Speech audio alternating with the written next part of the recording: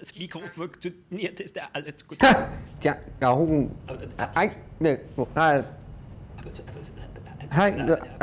können wir? Okay. Schönen guten Tag. Hallo. Aber wir haben gerade, glaube ich, unseren Gast hier, oder? Da ist er schon? Ist er da schon? Da stand jemand hinter Ihnen, den ich nicht kannte. Aber vielleicht war das auch nicht für uns gedacht. Ich weiß es nicht, wahrscheinlich. Vielleicht war es auch die Putzfrau. Man weiß es nicht. Oder doch ein zweiter Ian, der hinter ihm aufgetaucht ist. Ja. Schönen guten Tag, ich bin der Gregor. Falls ihr es noch nicht gemerkt habt, der Budi ist ja ein bisschen mehr behaart hier oben, aber vertraut mir, das ist so. Ja. Und der Tim sitzt hier bei mir. Ja, wir haben gleich ein Interview. Michael, mach nicht so. Also aus der Regie kriege ich dann gerade. Sag mal, was versteht ihr unter dieser Geste? Ja? Also ja. Ist das Mikro zu weit weg, Michael? Soll ich das ein bisschen näher dran halten? Okay, gut. Was anderes hätte auch was anderes sein können. Ja. Es hätte auch was anderes sein können. Wir haben gleich gemeinsam einen Interviewtermin, haben aber noch ein kleines wenig Zeit. Michael, auch mit diesen Gesten. Ein wenig Zeit, um mit euch ein wenig zu quatschen über, was wir heute so gesehen haben auf der Gamescom. Das ist ja der erste Tag, der Fachbesuchertag eigentlich. Und wir haben beide ja etliches an Zeug schon begutachten können. Ja. Tim, kannst ja gerne mal kurz durchgehen. Was sind für tolle Sachen, die du dir schon angucken konntest? Also ich war heute bei Sony, also habe mir die ganzen Sony-Spiele angeguckt mit Simon zusammen. Und was haben wir da gesehen? Als erstes Beyond. Oh, da bin ich gespannt drauf. Ja, und das muss ich schon mal sagen, also das war schon mal ein absolutes Highlight. Also ich sag mal, ich bin jetzt nicht so der größte Verfechter von Heavy Rain, ist ein super Spiel, aber ist jetzt nicht so, ich habe es jetzt nicht so abgefeiert wie viele andere Leute, aber Beyond, da muss ich wirklich sagen, also das gefällt mir sehr viel besser. Weil ich finde, dass einfach da ein besseres Verhältnis zwischen Action und Storytelling auch mal ist. Und was halt super ist an diesem Spiel, man spielt halt die Jodie von dem Alter von 8 Jahren geht's los und bis sie 23 ist. Okay, das ist nicht schlecht. Ich hatte auch schon ein bisschen was gesehen mit so Training bei Militär und sowas, ne? Ja, genau. So in Trailern gesehen. Also es gibt ganz verschiedene Szenarien. Man spielt sie halt, wenn sie beim Militär ist, man spielt sie aber auch einfach als Teenager, wenn sie mal ein Date hat. Man spielt halt so viele verschiedene Sachen, die sie sozusagen, wo sie sich entwickelt, einfach als Person. Und das finde ich super. Also das macht so viele Möglichkeiten für Gameplay-Variationen, dass man einfach verschiedene Sachen immer spielt. Und sowas finde ich immer super. Also, und auch dieses Feature, dass man sozusagen wechseln kann, immer durch Dreieck, also man drückt auf Dreieck, springt dann in diesen Eiden rein, das ist ja ihre... Das ist ja der Geist, der sie immer verfolgt. Genau, also ja. Das war ja das Gimmick hinter dem Spiel, dass sie genau. diesen Geist immer bei sich hat und der dann gegen manipulieren kann. Ja, und der Geist ist auch cool, der hat sogar eine eigene Persönlichkeit auch so ein bisschen. Also der ist auch, also das ist so wie so eine Liebesbeziehung auch zwischen den beiden. Den hörst du jetzt aber nicht so quatschen aus dem Off oder sowas? Nee, aber der zeigt sich sozusagen durch seine Handlung, also was er halt macht. So. Also es soll zum Beispiel auch so sein, dass wenn sie sozusagen halt immer so, wie ein ganz normales Mädchen halt auch mal mit Jungs, ne, ein bisschen was hat. Das mag der immer nicht so. Ja. Der ist ja wie so ein großer Bruder, ne, ist ja so ein bisschen eifersüchtig und will das halt nicht und so. Also das ist echt eine coole Sache. Was ich da jetzt gesehen habe, wir haben so immer unterschiedliche Ausschnitte gesehen, wo sie so Sachen erklärt haben. Zum Beispiel, wie das ist mit den Quicktime-Events. Also es wird jetzt nicht mehr so genannt, aber es gibt im Prinzip jetzt so, wie man es aus der Graphic Novel eigentlich kennt. Du hast sozusagen einen Bildschirm und dann sind halt mal so kleine Punkte überall mit Sachen, mit denen du interagieren kannst. Okay. Wie im Adventure halt. Und dann gehst du halt dahin und dann musst du sozusagen oft einfach eine Bewegung machen mit dem rechten Analogstick, wo du denkst sozusagen, dass das, also wenn du eine Tür aufmachst, dann musst du halt irgendwie nach vorne drücken oder wenn sie sich ducken soll, dann musst du nach unten oder, das wird dir aber nicht erklärt, sondern du musst dann sozusagen, was für dich Sinn macht, auf dem rechten Analogstick halt irgendwie übertragen und dann hoffen, dass das richtig ist.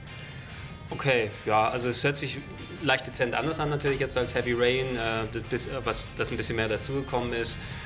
Ich habe an den bisherigen Spielen von David Cage, da hat man ja immer so eine gewisse Steigerung erkannt. Was war es dann? Omicron No mit Soul, Fahrenheit und dann Heavy Rain. Als Adventure-Fan wusste ich die immer sehr zu schätzen. Auch der Ansatz jetzt hier, dass ein bisschen was drüber hinaus dazu kommt, Gameplay-mäßig. Und vor allem, weiß nicht, hast du schon was von hier Willem Dafoe sehen können? Der ist ja auch also Performance-Capture-mäßig mit dabei. Ja. Und irgendwie bin ich da sehr gespannt, was sie mit dem so angestellt haben. Wenn einer wirklich performen kann, ja, speziell in solchen Sachen, dann ist er das. Also der Cast ist super, ja. Also die haben 2 super Schauspieler da. Und ich glaube, das ist auch für Schauspieler, das ist echt eine große Herausforderung. Also ich meine, es ist ja was anderes, wenn man einen Film spielt, als wenn man jetzt so ein Videospiel halt spielt. Und Simon hat mir gerade vorhin noch erzählt, dass er mal irgendwie mit wem gesprochen hat, der halt auch meinte, ja, also da gibt es wirklich so irgendwie 2000 Seiten Skript, die man alle auswendig lernen muss. Und also das ist richtig anstrengend. Dann hast du ja auch nie irgendwie Kulisse. Du bist ja immer nur im Mocap-Studio und hast da dein Green und 1000 Punkte irgendwo all drauf. Das muss schon krass sein. Also auf jeden Fall Beyond, super Spiel, würde ich sagen. Ja, für mich trotz Next Gen ist es auf jeden Fall eines der Highlights, auf die ich mich freue. Ja. Konntest du denn irgendwas PS4-technisch dort schon dir angucken? Ja, sonst hatten wir noch Knack, also oder Knack. Ja, Knack.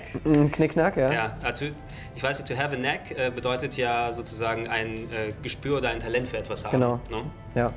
Ja, den Wortwitz hat er auch gebracht und hat gesagt, dass die das Knack von Knack ist, dass er ja sozusagen Sachen aufsammeln kann aus seiner Umgebung und dann immer größer wird.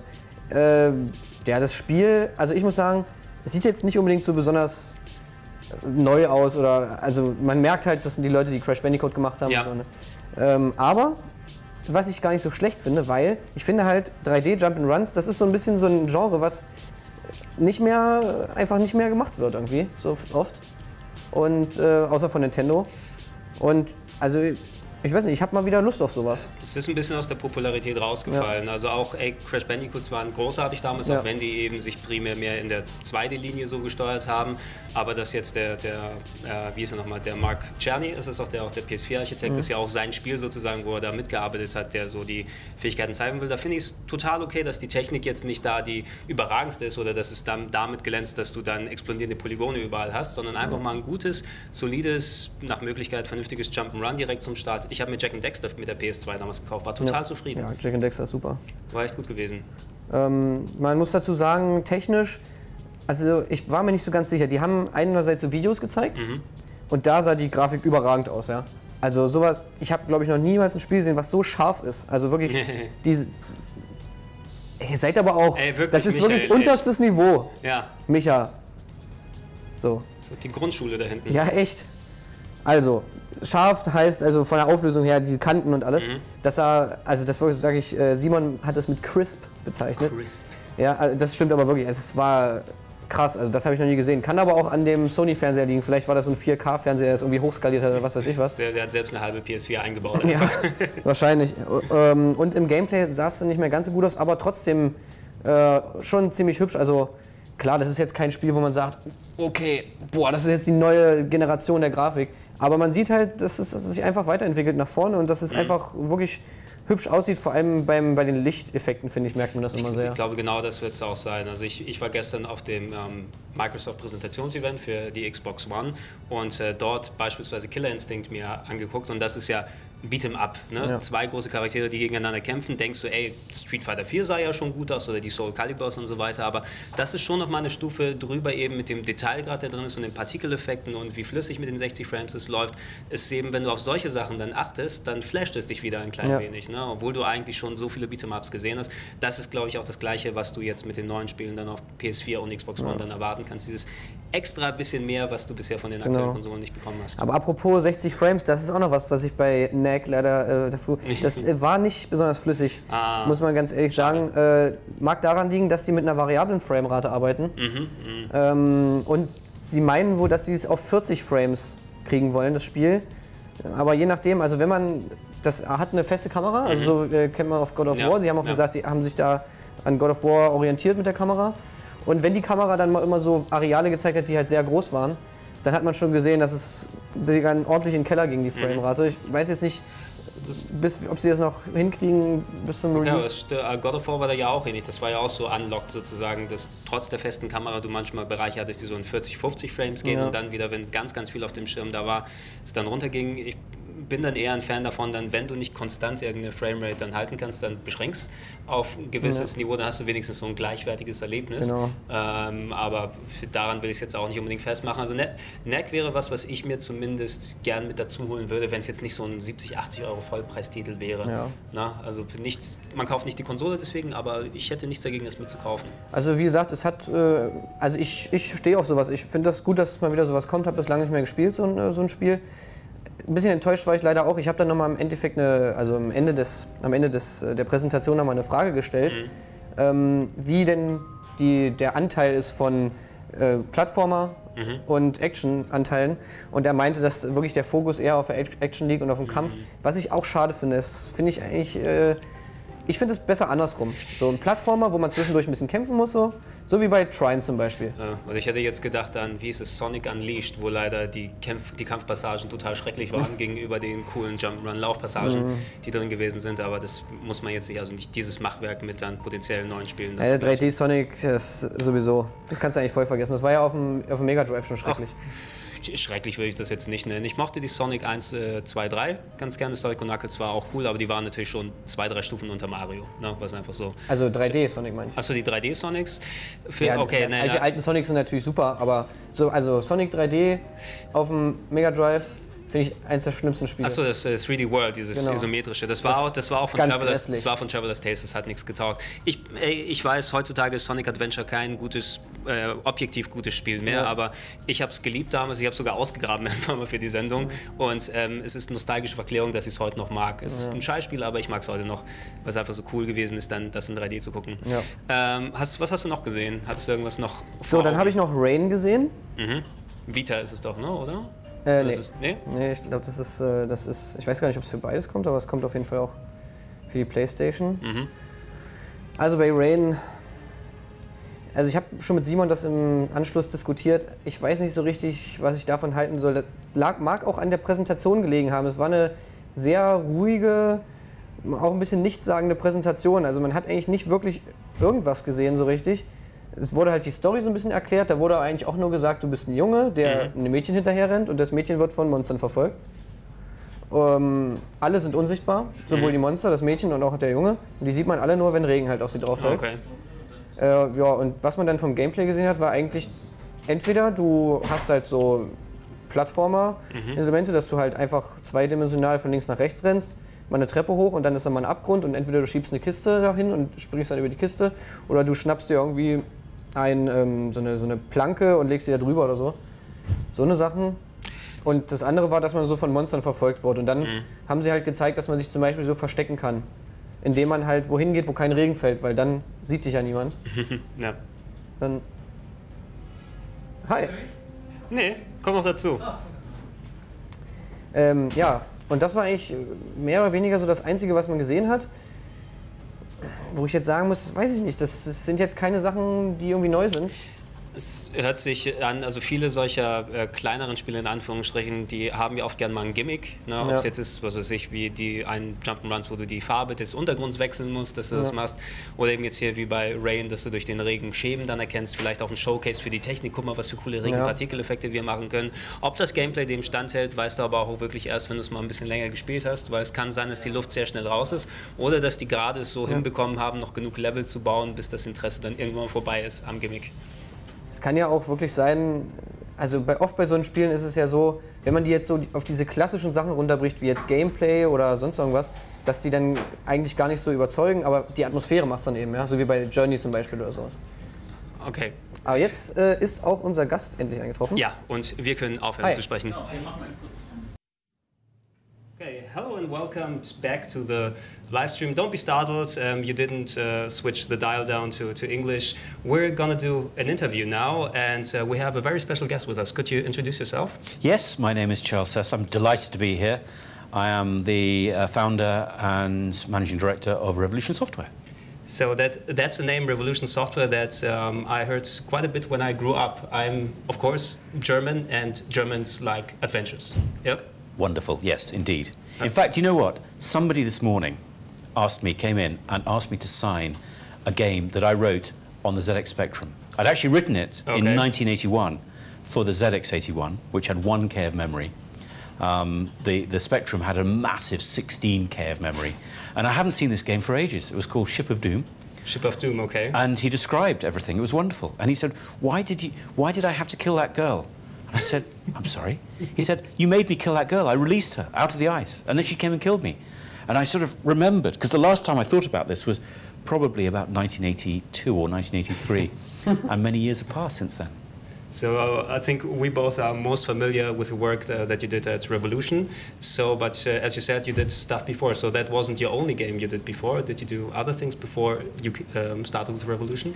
Well, I wrote a number of adventure games, text adventure games, for a company that I was part of called Arctic Computing. And it was fantastic, because in those days, everybody worked from bedrooms.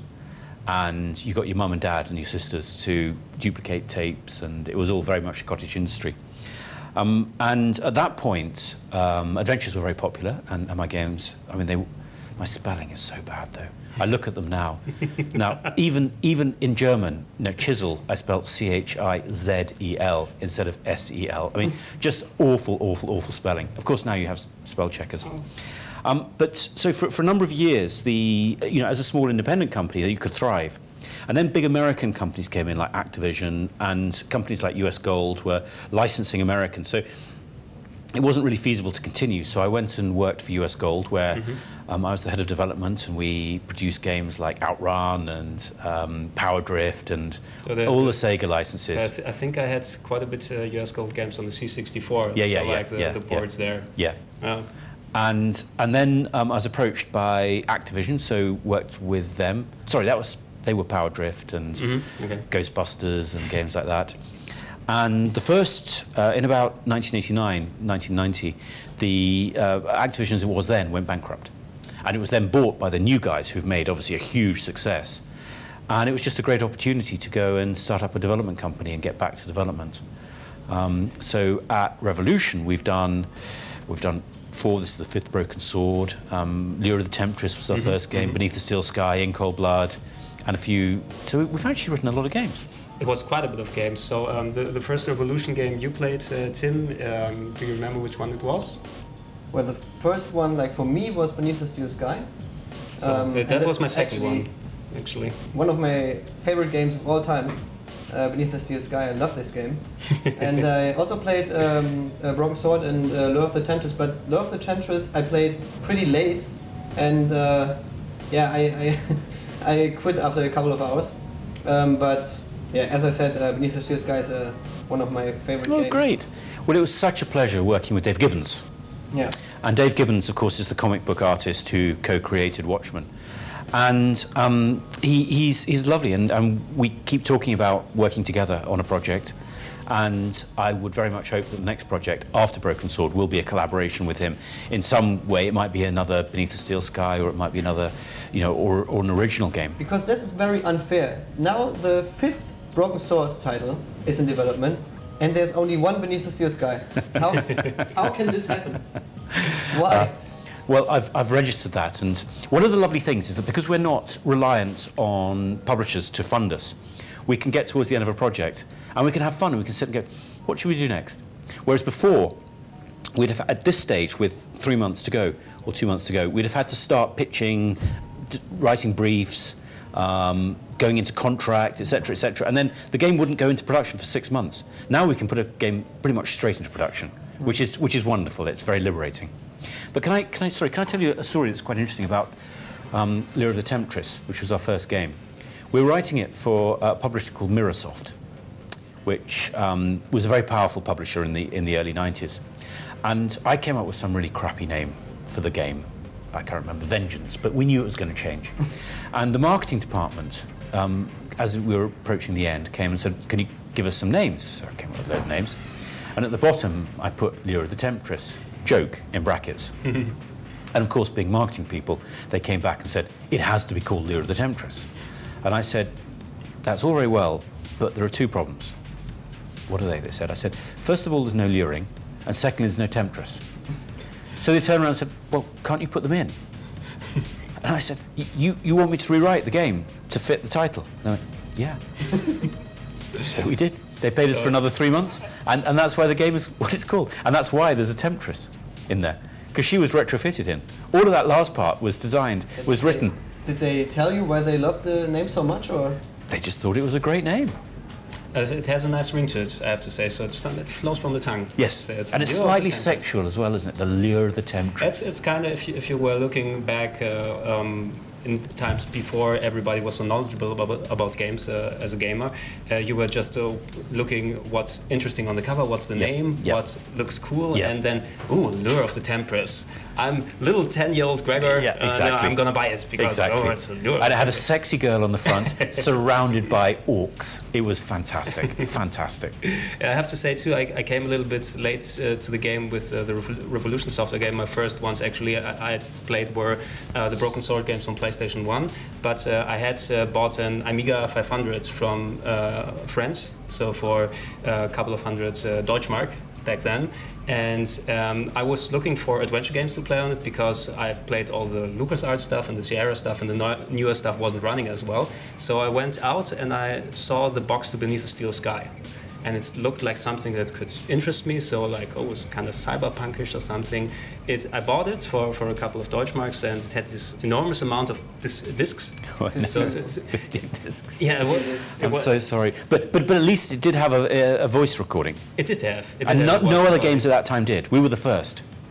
Yeah, it was not comparable to other stuff. Also, the graphics were pretty advanced for the time, wasn't it? Yeah. We were very proud. I'll tell you a story about that actually, because nobody knew how to record voices. And there was a friend of mine who was in the Royal Shakespeare Company. Well, he was my sister's best friend's partner, so I didn't know him very well.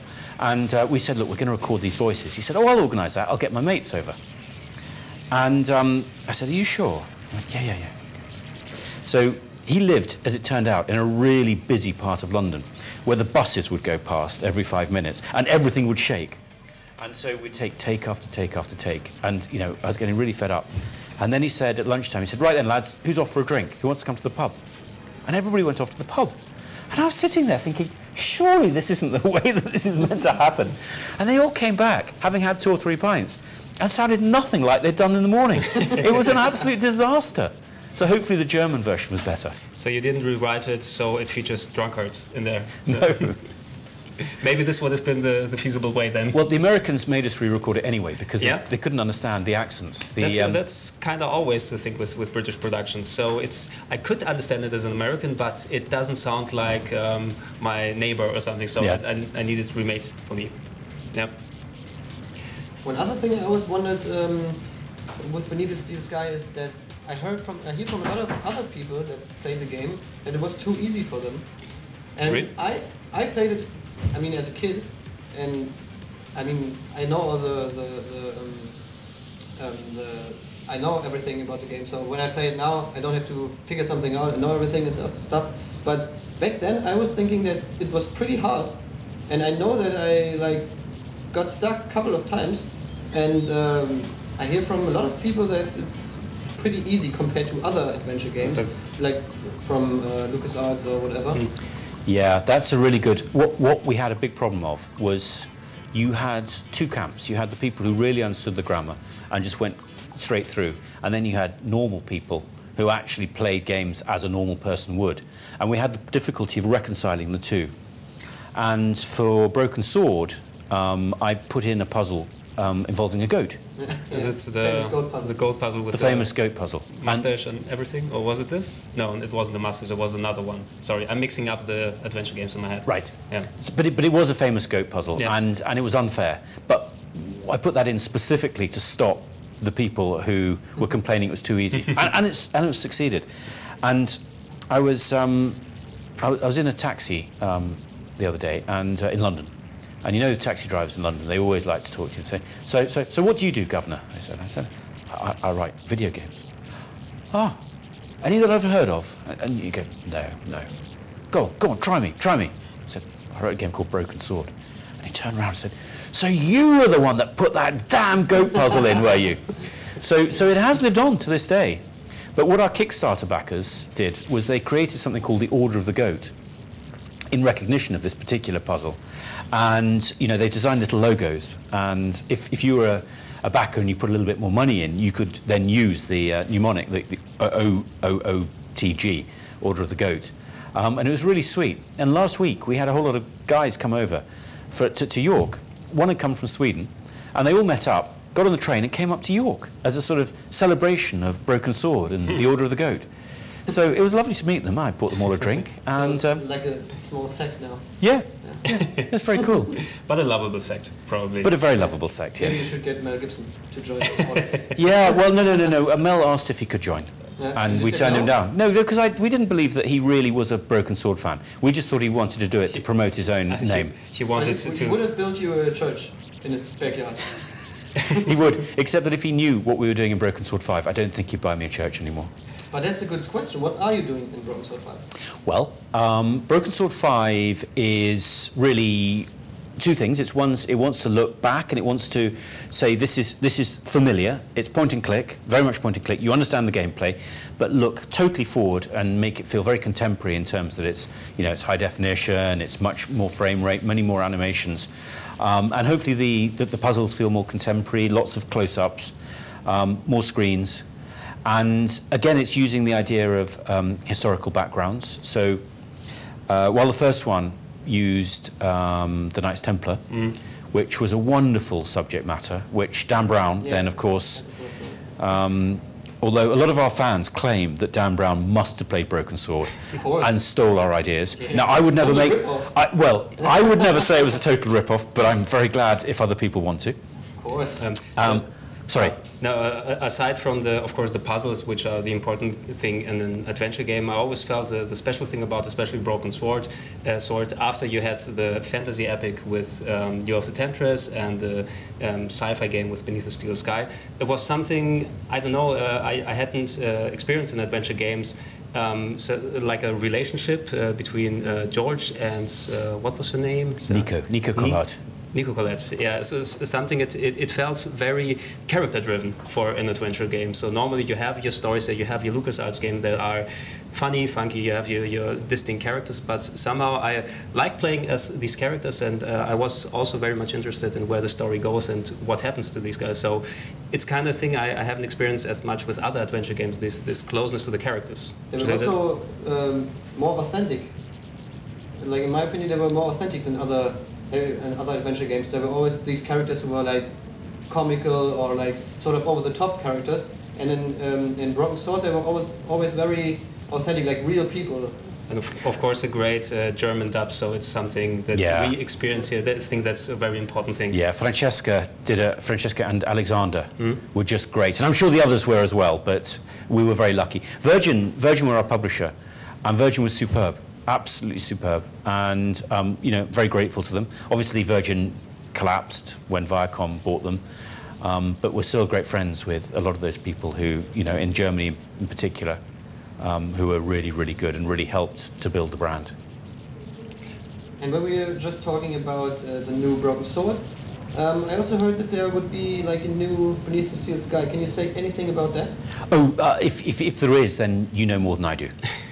So there's no Beneath the Steel Sky? There might well be a new Beneath the Steel Sky. Well, we prepared something. No. Yeah, I was going to say. But I don't know anything about it. So what are you going to do after you're finished with Broken Sword? I really don't know. I really don't know. Oh, come on. No. Honestly, I promise you I don't know. That's the beauty of it. That's why it's so wonderfully free. Now is the time to make plans for the future and say, okay, it's a good idea, Tim. Why not make Beneath the Steel Sky 2 after I'm finished with Broken Sword? That would be a fun and wonderful idea, and let's do it. Do you know what, Tim? That is a great idea. Yeah. That is a great idea. Maybe we should. Yeah. What do you think? Great. Here first. Yeah. You can't go back. It's live now. It's out there. Yay. But anyway, Broken Sword 5. Broken Sword, Serpent's Curse, or Das Sündenfall. Der Sündenfall, yeah. Sorry, that's my accent. It's not very good, is it? No, it's passable. So is it? Great. It's 3 out of 5. So I can ask for breakfast. Oh, then ask for breakfast. How would you ask for breakfast? Ich möchte das Frühstück, bitte. Very good. Unfortunately, I don't have any breakfast with me. What is it? I left it in the other pants. Frühstück, yes, we'll ask. The great story, I'm going to talk about something, I'm going to come back, but there was somebody I knew who actually translated a game from, maybe you remember this one, from English to German, and they used a really crude text translator. Ooh. Do you remember that? I can't remember what the game was called.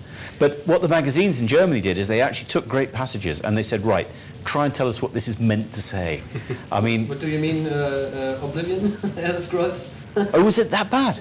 Elder Scrolls Oblivion was pretty bad, yes. Ooh. There's some stuff that's noticeable that there was no human eyes went over it before it was published. For example, Wow. the healing spell Wow. in Oblivion was called Fireball.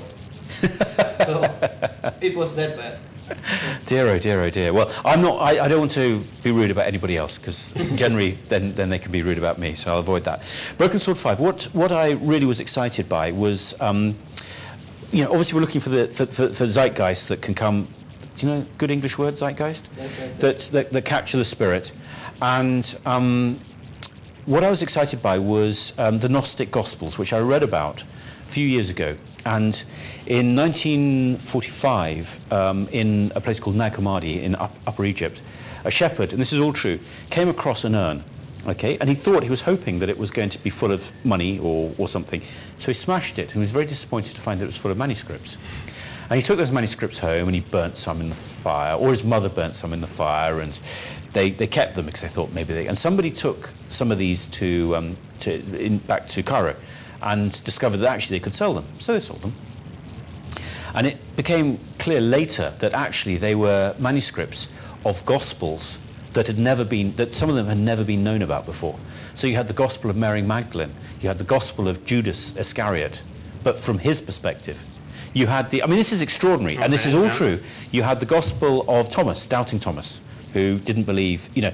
And it became clear, I thought this was fascinating, that the reason that these disciples were painted in such a bad picture, Mary Magdalene being a prostitute, Judas and his betrayal, doubting Thomas who wouldn't believe what he could see, was that the Orthodox disciples had actually won the day against the Gnostics, and the Gnostics have been painted really badly throughout history.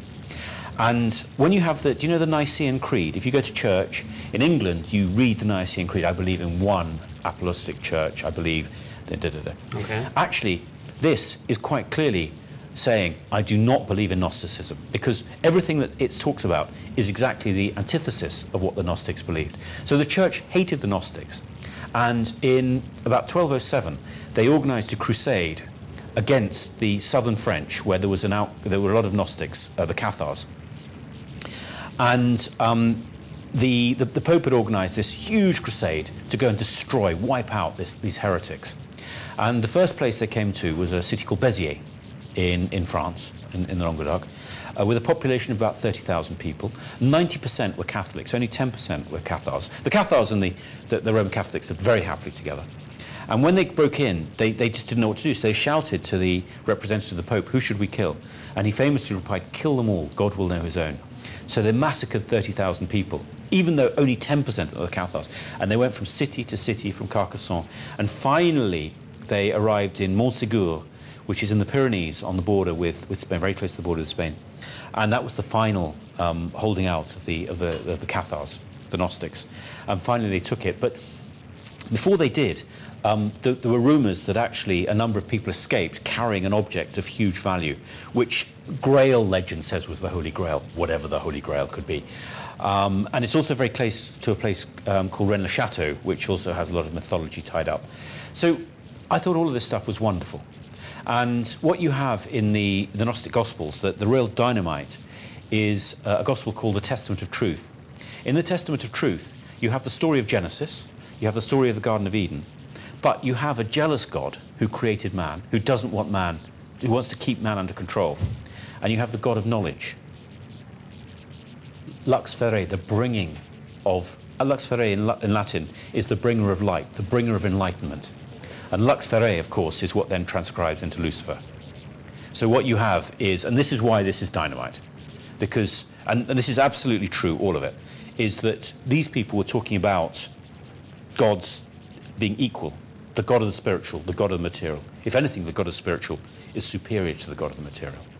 And I thought this was so fascinating, and so, you know, for people, like the people who liked the Da Vinci Code, liked it because they wanted to be spiritual, but clearly organised religion doesn't deliver that. It doesn't make much sense. And actually this makes much more sense, the idea of multiple gods. Suddenly you have the that the story of Genesis making a lot more sense, the idea of enlightening man. Instead of corrupting man, you enlighten them. So anyway, that's the background, and that's what we play on. It's always interesting to have something that's steeped in reality, or that stuff that's happened, to use it as a basis for doing the same. Of course, you have to transform it then to see how it fits, or how... Of course. And it's got to fit a puzzle.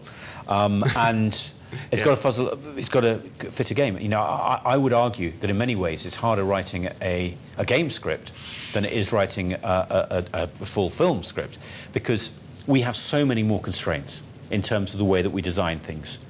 And, you know, for example, what works in an adventure, instead of making it too linear, is to use the treasure map system, where actually you can follow any one of those pieces, and then the treasure map comes together, and then you can move the you know where to go, and you can move forward.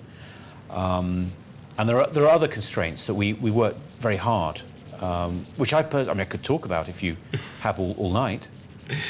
I don't think we have all night. Maybe we don't want you to spoil all the game. Oh, no, this has nothing to do with the game. This has nothing to do with the game. So for example, one of the problems that you have in a game is that, which you don't have in a linear medium, is that in a game, because you're working, you have to give the reason and the background and the motivation so that the player will then be happy to solve. So it forces you to have what you call the inciting incident, the radical imbalance. In a film, that can come up to a third of the way through. But in a game, it has to start in the intro, because you need to create the context in which you're actually working. And that means that you don't have time to build up an empathetic relationship with a character in the way that you would do in a film, because you don't have the time to do it. If I think back, especially the opening of the first Broken Sword, with that's something that's stuck in my mind, with the clown and the terror and the bombing there. So that's something everyone remembers who played this game. So right from the get-go. Great. Well, I'm very flattered that you think that. Well, this guy's the same thing with the beautiful intro. Yeah, with almost falling down and everything. So it's a lot of precise. So you, of course, are an adventure developer. You've developed a lot of great and known titles. Do you still play yourself adventure games, or is something you would say, oh, that's kind of a game I would like to make one day? No, I do play adventure games, and the last one, and this was probably 6 months ago, I have to say, so it's quite a long time ago, was actually by Daedalic. And it was Harvey and Edna. Harvey's New Eyes. And Harvey escapes from the asylum. Yeah. And I thought that was such a brave... I thought the idea of writing a game, it could only be an indie game, because you're writing about a girl who clearly is mad, who thinks that her pet, her rabbit, her cloth rabbit, speaking to her. I thought it was brilliant, and I love that sort of energy. And so, you know, I think the mainstream adventure games written by mainstream publishers probably don't work quite as well, because I think you've got to have the indies. There was a game called Hector. Did you see Hector? Yeah, I played the first episode of Hector from Telltale. Yeah. From Telltale, but before that, it was from some Irish developers. Okay. Who'd published it on iOS, and again, it's just so crude and lewd and English, and you know, it's just great. And so yes, no, I do play the games. And I played The Room. I enjoyed The Room, which is not really an adventure, but it's sort of, you know, it's kind of adventure-y. You mean the iOS one? Yeah. The one where you have to open this box. Exactly. Yeah. It was a pretty good one, I have to say. Yeah, no, it was very good. It was very good. But these are all games that would never ever have been produced before, you know, when there were 200 slots at retail or 300 slots or whatever, and you had to be one of the mainstream games. These are all the indie games that have succeeded amongst the, you know, if you're talking about Steam, or I don't know how many games there are on Steam, but on the App Store there are, you know, there are 700,000. So, you know, you're really competing. And, you know, great games come to the top, and it's fantastic that they do. Do you think now, of course, we in Germany we are bombarded with adventure games here, of homegrown ones, of stuff like from Telltale and the things you're doing as an example. Do you think there will come again some point of oversaturation, because that's what happened in the 90s, that everybody was making adventure games and somehow they fell a little bit out of favor? Maybe. I would say that the cost, there is a huge barrier of entry to write you know, our Broken Sword will cost €1.5 million, and that is a big barrier to entry, because of course you can write the really simple ones, and there are some wonderful indie games which are very, very simple, and they have a very crude art style because they can, and it's part of the game. But if you're going to write an adventure with the production values of something like Broken Sword or The Walking Dead or many other games, then it will cost $2 million, and that's what it costs. And whereas to write most games that are simple, that are on you know, very much going out on the indie label, is, you know, maybe a few $100,000. So there is a big difference. So hopefully there won't be too many adventure games of the sort of quality that are like that. And we can balance, I would hope, supply and demand. Can you already say when we can expect Broken Sword 5? Oh yes, it's going to be towards the end of the year. It's going to be this year. Okay, then we have something to look forward to. Thank you. Yeah, no. We want to thank you for the interview. We are running out of time, and they're already showing us the clock back there. Okay. But I have the feeling we could talk all night, actually. I think we probably could, and it would be great, and I'd love to. Ask one more question. PS4 or Xbox One? Okay, we have just announced that we're writing it on the PlayStation Vita. So I think you got your answer. Well, have I got my answer? Well, you haven't got a direct answer, you've got an indirect answer. So therefore, we're very much in the Sony camp. But the first Broken Sword went, you know, you were saying, was on PlayStation, and they really got behind it. They did a great job. Second one was on PlayStation 1. Third one was on PlayStation 2. So we have had quite a long history of working with Sony, and it's really great to be working with them again. Okay, then thank you for the interview. Thank you for Pleasure. your time. Thank you for listening to me. And thank you for watching. Indeed.